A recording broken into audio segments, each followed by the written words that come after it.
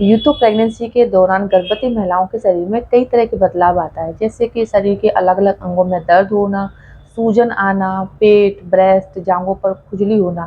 इन्हीं में से एक है प्रेगनेंसी के दौरान बार-बार पेशाब आना।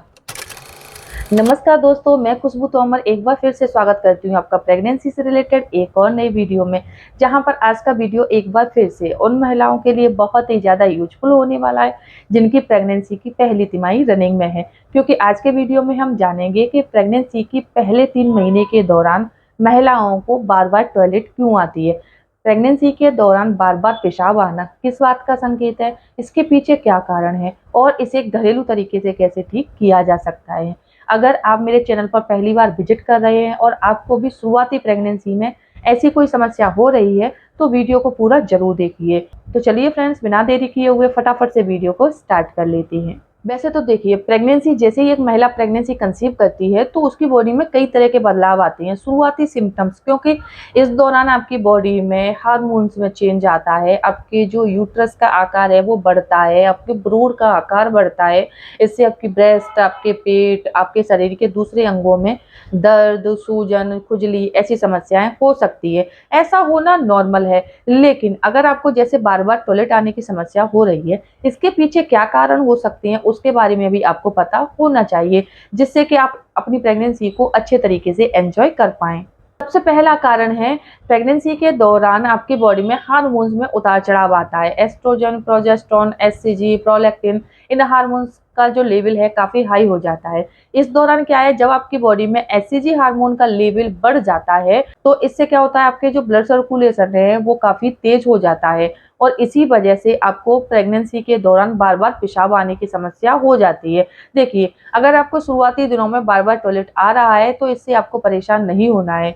दूसरा कारण है, प्रेगनेंसी के दौरान जैसे-जैसे प्रेगनेंसी के हफ्ते आगे बढ़ते हैं, तो आपके घर में आपके जो भ्रूण है उसका आकार बढ़ने लग जाता है। इससे आपके यूट्रस का आकार यानी गर्भाशय का आकार भी बढ़ता है और इससे गर्भाशय का जो आकार बढ़ रहा है उसका जो प्रेशर है वो आपके ब्लैडर पर पड़ता है, जिसकी वजह से आपका जो ब्लैडर है आपके यूरिन को ज़्यादा टाइम तक होल्ड नहीं कर पाता और इस वजह से शुरुआती प्रेगनेंसी में आपको बार-बार टॉयलेट आने की समस्या हो सकती है। तीसरा कारण है, जैसे ही आपके प्रेगनेंसी की कंफर्मेशन हो जाती है, आप डॉक्टर के पास जाते हैं, तो आपके डॉक्टर भी आपको सजेस्ट करते हैं कि आपको शुरुआती प्रेगनेंसी में आपकी बॉडी डिहाइड्रेट ना हो, इसके लिए लिक्विड वाली चीज़ों का, पानी का अच्छी मात्रा में सेवन करना है। जब आप शुरुआती प्रेगनेंसी में लिक्विड वाली चीज़ों का ज़्यादा सेवन कर रही हैं, हरी पत्तेदार सब्जियाँ खा रही हैं, फ्रूट जूस पी रही हैं, वेजिटेबल शेक ले रही हैं, तो इससे क्या होता है कि आपकी बॉडी में पानी की मात्रा बढ़ जाती है और इस वजह से आपको बार-बार टॉयलेट आने की समस्या हो सकती है। चौथा कारण है, प्रेगनेंसी के दौरान होने वाली यूटीआई की समस्या। जी हाँ, यूटीआई मतलब यूरिनरी ट्रैक्ट इन्फेक्शन। प्रेगनेंसी के दौरान महिलाओं के क्या है, जैसे उनकी वजाइना से हल्का-हल्का लिक्विड सा रिसाव होता है, यानी कि पानी जैसा रिसाव होता है, वाइट डिस्चार्ज होता रहता है। इससे क्या है, जब आप हाइजीन मेंटेन नहीं करती हैं, तो इससे महिलाओं को प्रेगनेंसी के दौरान यूटीआई की समस्या हो जाती है, जो कि आपको 6वें हफ्ते से लेकर 24वें हफ्ते के बीच में ज़्यादातर होती है। अगर आपको यूटीआई की समस्या हो रही है, तो भी आपको बार-बार यूरिन आने की समस्या हो सकती है। यूटीआई की समस्या होने के कुछ सिम्पटम्स होते हैं, जैसे अगर आपको बार-बार टॉयलेट आ रहा है और आपको टॉयलेट करते समय अपनी वजाइना से बिल्कुल भी किसी भी तरह का दर्द, जलन या खुजली नहीं हो रही है, तो ऐसा होना नॉर्मल है। लेकिन जब भी आप टॉयलेट करने जाती है, आपको अपनी वजाइना के आस-पास की जो स्किन है, उस पर रेडनेस फील हो रही है, जलन हो रही है, दर्द हो रहा है, भारीपन फील हो रहा है, तो ये इन्फेक्शन का संकेत है। ऐसा होने पर आपको तुरंत ही डॉक्टर से कंसल्ट करना है, क्योंकि इससे आपके घर में पल रहे बच्चे को काफ़ी बड़ा नुकसान हो सकता है। पाँचवां कारण है, प्रेगनेंसी के दौरान अगर आप पहले से ही चाय या कॉफ़ी की लवर हैं, तो जब आपकी बॉडी में कैफ़ीन की मात्रा बढ़ जाती है, इससे भी आपको बार-बार टॉयलेट आने की समस्या हो जाती है। तो फ्रेंड्स, प्रेगनेंसी के दौरान आप याद रखिए, पहले जो भी था, लेकिन अभी आपको आपके साथ-साथ अपने बच्चे की भी देखभाल करनी है, ख़्याल रखना है। तो इस दौरान आपको कैफ़ीन युक्त चीज़ों का सेवन कम करना है, यानी कि चाय या कॉफ़ी का सेवन आप कम कर दीजिए। इससे भी क्या होगा कि आपको जो बार-बार टॉयलेट आने की समस्या हो रही है, वो कम हो जाएगी।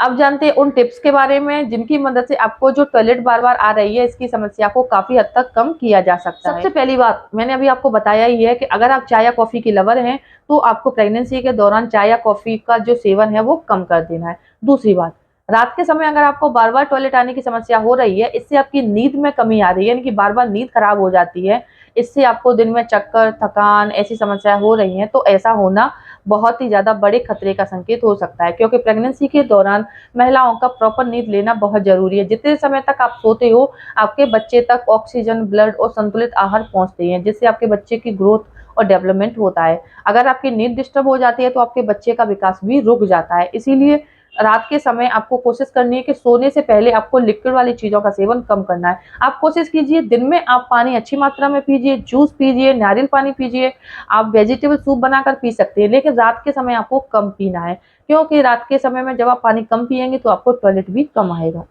चौथी बात, प्रेगनेंसी के दौरान वैसे तो आपके डॉक्टर्स भी बोलती हैं कि आपको अपनी बॉडी को एक्टिव रखना चाहिए, एक्सरसाइज करते रहना चाहिए, वॉक भी करना चाहिए। जैसे महिलाओं को कब्ज़, एसिडिटी, ब्लॉटिंग की समस्या होती है, तो ये समस्याओं से बचने के लिए भी आपको अपनी बॉडी को थोड़ा एक्टिव करना चाहिए। जब भी आप कुछ भी खाती हैं, तो आपको 10 से 15 मिनट के लिए वॉक करना चाहिए।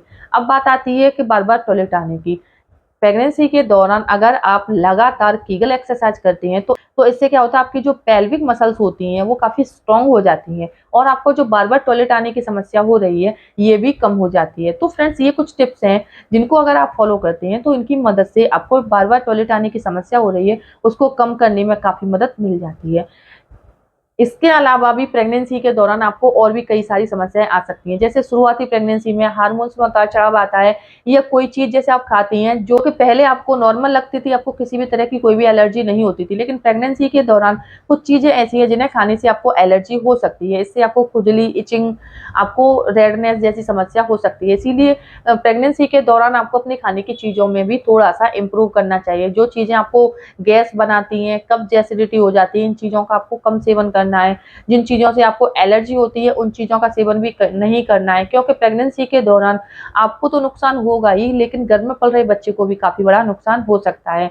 और आपको जैसे कुछ अंगों में दर्द हो रहा है, जैसे आपके ब्रेस्ट में दर्द हो रहा है, पेट के निचले हिस्से में दर्द हो रहा है, पैरों में दर्द हो रहा है, झंझनाहट हो रही है, तो ऐसी समस्या अगर आपको हो रही हैं, तो आपको ज़्यादा पैनिक नहीं होना है। सबसे पहले आपको अपने डॉक्टर से कंसल्ट करना है, जिससे कि इन सारी समस्याओं को पूरी तरह से देखा जाए कि ये कोई हेल्थ इश्यू की वजह से है या फिर नॉर्मल है। अगर ये नॉर्मल है, तो आप घरेलू टिप्स को फॉलो करके इन सारी समस्याओं को सॉल्व कर सकती हैं। अगर आपको शुरुआती प्रेगनेंसी में किसी भी तरह की और भी दिक्कत आ रही है, जिसको आप घरेलू टिप्स से एकदम से सही करना चाहती हैं, आप मुझे कमेंट में ज़रूर बताइए।